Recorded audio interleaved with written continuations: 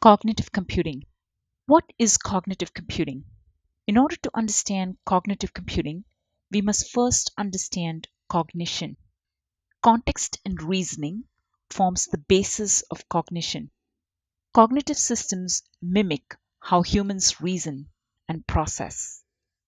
They analyze information and draw inferences using probabilistic analytics. They learn from the data, in effect, continuously reprogramming themselves.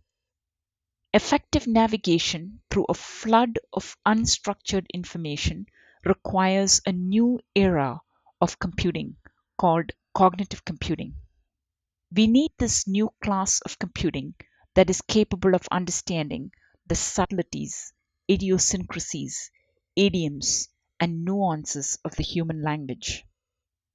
Teasing apart the human language to identify inferences between text passages with human like accuracy at speed and scale that are faster and bigger than any human can do on their own while managing a high level of accuracy.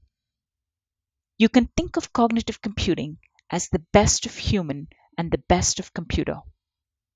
Everyone knows the best chess player is not a human. Everyone also knows the best chess player is not a computer. The best chess player is the combination of a human and computer. Now let us examine this a little deeper.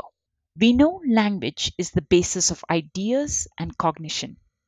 Yet language is so full of innuendos, idiosyncrasies, and ambiguity.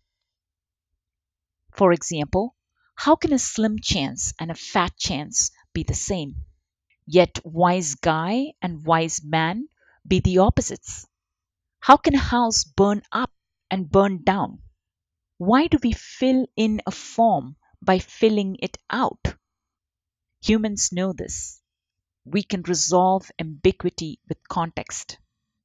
For example, 2 plus 2 for a mathematician is completely different context than for a psychologist, for whom 2 plus 2 might mean two parents and two children, and a car manufacturer, for whom 2 plus 2 might mean two front seats and two back seats. There is a very important difference between precision and accuracy. Precision is exactness. Accuracy is what is considered true by reasonable people. To accurately answer a question, we need all available context. Context is multi-layered. Now let us understand the difference between shallow versus deep natural language processing. For example, consider this text passage. Stopped by Kmart to pick up boxes, which was great as I needed to be with kids later in the afternoon. If we use a rule-based approach or a keyword-based approach, then the rule or the keyword is to parse out the word Kmart and the emotion word great, leading to the sentiment awesome brand conclusion.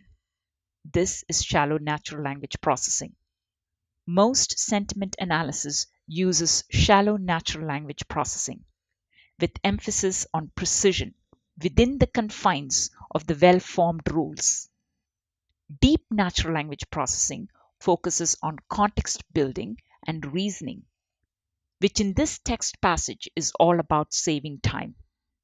Deep natural language also examines co occurrences and correlations within the context. Everyone knows Siri. If we ask Siri, find me a pizza nearby or find me a pizza far away, both returns local listing. Siri has no spatial or temporal context. Siri is based on shallow natural language processing. These systems are rule-based with specific keyword combination. They have no understanding of things for which there are no rules. They are precise but not accurate. Rule-based systems are highly brittle. They become less precise and break almost immediately as context changes. Traditional rule-based systems need near infinite number of rules to capture every case and point in language and would still be brittle. Deep natural language processing achieves accuracy by assessing context. Context is very complex and multi layered. Context is usually obtained from a knowledge base called corpus.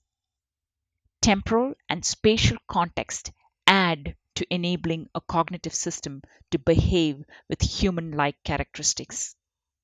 Cognitive systems are used in decision making, root cause analysis, and has the ability to transform advanced analytics from insights to foresight. Learn more in IBM Watson, Google Brain, and other cognitive systems advanced point of view.